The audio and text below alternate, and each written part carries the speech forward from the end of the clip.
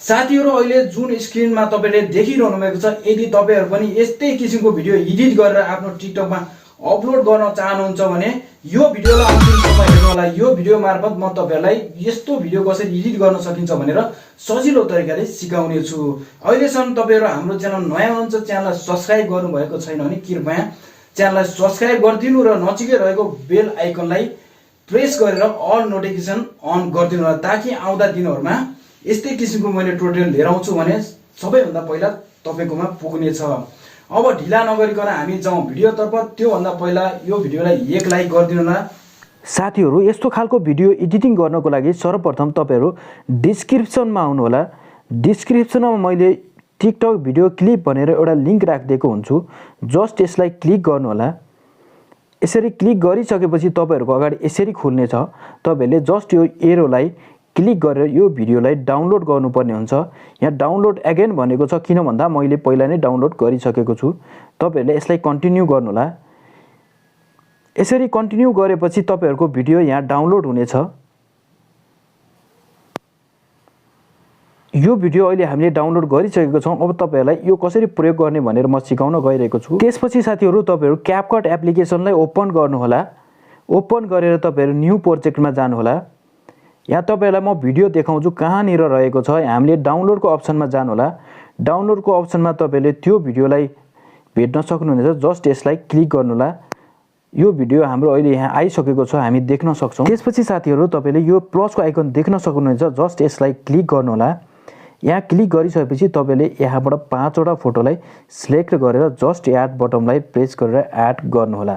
त्यसपछि तपाईले सम्पूर्ण फोटोलाई जुम गरेर स्क्रिनमा फिट गर्नु होला। त्यसपछि तपाईहरुले सम्पूर्ण फोटोको ड्युरेसन मिलाउनु पर्ने हुन्छ। त्यसको लागि जस्ट फोटोलाई सिलेक्ट गर्नु होला र सम्पूर्ण फोटोको ड्युरेसन तपाईले 0.5 सेकेन्ड 0.5 सेकेन्ड को बनाउनु होला।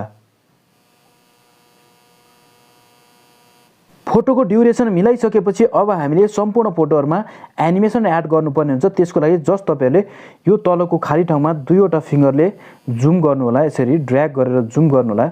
यसरी जुम गरिसकेपछि अलि सजिलो हुन्छ। त्यसपछि तपाईहरुले पहिलो फोटोलाई टच गर्नु होला। यो एनिमेसनको अप्सन आउँछ। जस्ट यसमा जानु होला। कम्बोलाई क्लिक गर्नु होला। यसरी क्लिक गरिसकेपछि हामीले थुप्रै एनिमेसनहरु यहाँ देख्न सक्छौं। तपाईहरुले जुनसुकै एनिमेसन पनि एप्लाई गर्न सक्नुहुनेछ। म यहाँ एउटा एनिमेसन एप्लाई गर्न गइरहेको छु। त्यसको लागि थोरै स्क्रल राइट गर्नुपर्ने हुन्छ। त्यसपछि तपाईले यो एनिमेसन देख्न सक्नुहुनेछ। जस्ट यसलाई एप्लाई गरिदिनु होला। दोस्रो फोटोलाई टच गर्नु होला। यही एनिमेसन एप्लाई गर्नु होला। तपाईले यो गरेर सम्पूर्ण फोटोमा 5 वटा फोटोमा यही यो वान एनिमेसन एप्लाई गर्नु होला। त्यसपछि तपाईले यो टिक मार्क जुन देख्न सक्नुहुनेछ, जस्ट यसलाई क्लिक गरिदिनु होला। त्यसपछि तपाईले यो एरोलाई प्रेस गरेर ब्याक जानु होला। फेरि तपाईहरु 3 चोटी क्लिक गरिसकेपछि पूर्ण रूपमा तपाईहरु ब्याक आउन सक्नुहुनेछ। त्यसपछि हामीले यसमा इफेक्ट एड गर्नुपर्ने हुन्छ। त्यसको लागि तपाईले पहिलो फोटोको स्टार्टिङ पोइन्टमा यो क्रसरलाई राख्नु होला। त्यसपछि तपाईले यहाँ तल स्लाइड बारमा इफेक्टको अप्सन देख्न सक्नुहुनेछ। जस्ट यो आइकनलाई क्लिक गर्नु होला। त्यसपछि भिडियो इफेक्टमा जानु होला। भिडियो इफेक्टमा गइसकेपछि तपाईहरुले मोडको सेक्सनमा जानु होला। मोडको सेक्सनमा गइसकेपछि थोरै तल स्क्रल डाउन गर्नु होला। तपाईले यहाँ मेट योर इफेक्ट देख्न सक्नुहुनेछ। जस्ट यसलाई क्लिक गरेर यो राइटलाई ओके गर्नु होला। त्यसपछि तपाईहरुले यसलाई ड्र्याग गरेर फोटोको साइज अनुसार यसको ड्युरेसन मिलाउनु होला। यसरी मिलाइसकेपछि तपाईले यहाँ कपीको अप्सन देख्न सक्नुहुनेछ। जस्ट कपीमा क्लिक गर्नु होला।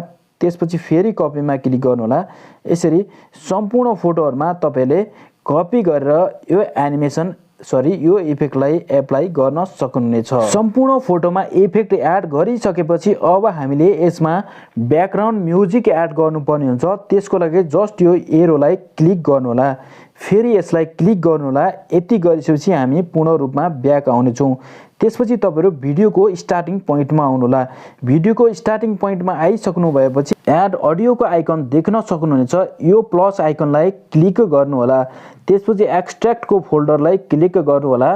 क्लिक गरेर तपाईहरुले यहाँ डाउनलोडको अप्सनमा जानु होला। डाउनलोडको अप्सनमा गइसकेपछि तपाईहरुले जुन डिस्क्रिप्सनबाट डाउनलोड गर्नुहुन्छ त्यो भिडियोलाई सिलेक्ट गर्नु होला। इम्पोर्ट साउन्ड अन्लीमा क्लिक गर्नु होला।